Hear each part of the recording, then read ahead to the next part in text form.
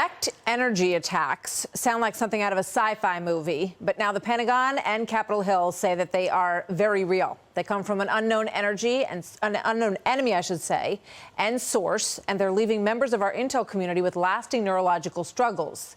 The first attacks happened in Havana, Cuba in 2016, then in China, in Russia, against our people there, and most recently, way too close to home, a suspected attack not far from the South Lawn of the White House. National security correspondent Jennifer Griffin with the very latest on this today from the Pentagon. Hi, Jennifer. Hi, Martha. Well, U.S. officials say there are now 130 suspected victims, mostly CIA operatives and U.S. diplomats being treated for brain injuries, debilitating headaches and vertigo. The targets, they believe, of a directed energy microwave weapon. Fox has confirmed 2 individuals working on the NSC during the Trump administration believe they were targeted in 2019 and in 2020 in the days following the election. One was near the White House and one was walking her dog. The Russians have been working on mobile microwave weapons for years. We have to get more information, and we got to tell the public what's going on. Russia certainly has the means and the motive to conduct these attacks. I mean, there's some evidence out there that certainly points to Vladimir Putin, the KGB operative in the Kremlin, being responsible. The CIA leadership under Director Gina Haspel refused to recognize the symptoms as an attack on U.S. officials.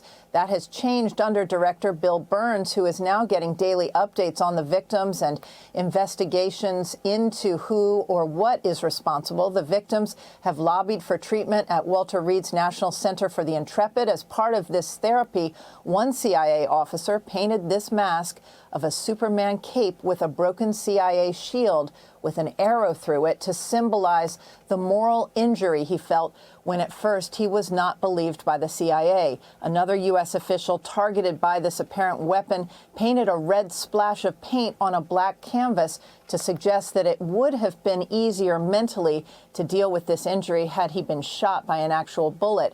This has been a long journey for these CIA officers and U.S. diplomats who finally are being believed. Martha? Jennifer, thank you so much.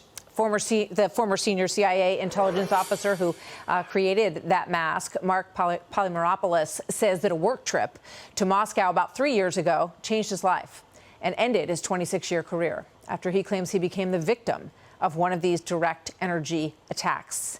Mark joins me now. Mark, great to have you with us.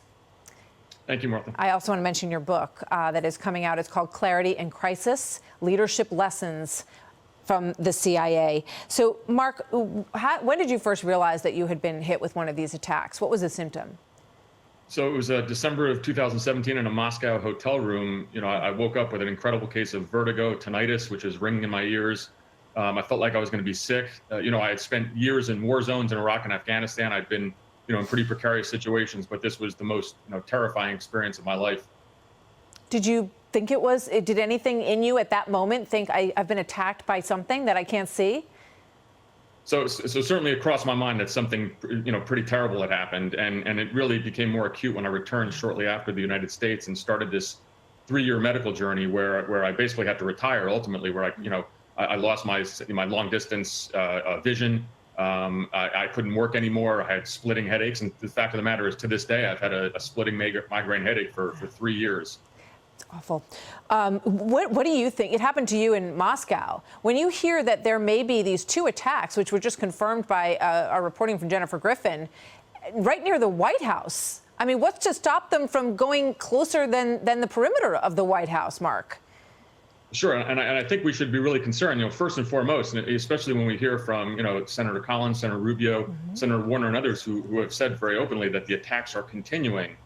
Even, you know, including this past month overseas to our diplomats and intelligence officers. Now you hear that this has reached our shores. And I'll tell you, you know, in terms of the individuals who have been hit in Washington, you know, they fit the profile and the modus operandi of the attacks abroad. The lasting health issues also appear consistent with what officers abroad were experiencing. So I think it's of really tremendous concern to our national security professionals. So who's doing this, and how do they launch it?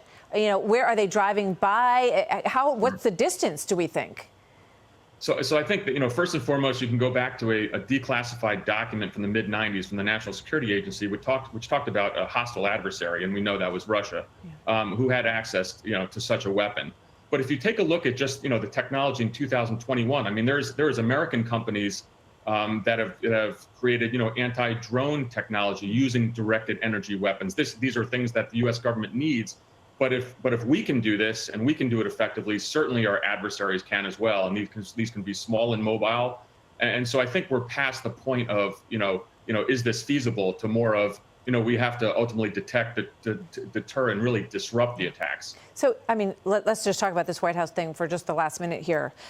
Is this someone driving by in a van with this weapon in the van, potentially? A Russian agent in the United States aiming this at a person who is walking by the White House?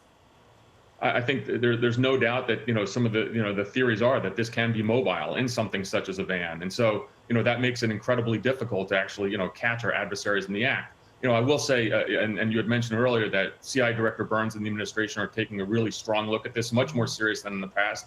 So I would expect that ultimately we are going to find out which adversary is behind this. Yeah, I'm glad that the Pentagon and the CIA have become more understanding and aware of this wound is equal to any other wound that anyone who is represented in the United States absorbs on the battlefield. So, Mark, thank you so much. We wish you well and good luck with the book, and good to have you here today. Thank you, sir, for your service as well. Thank you.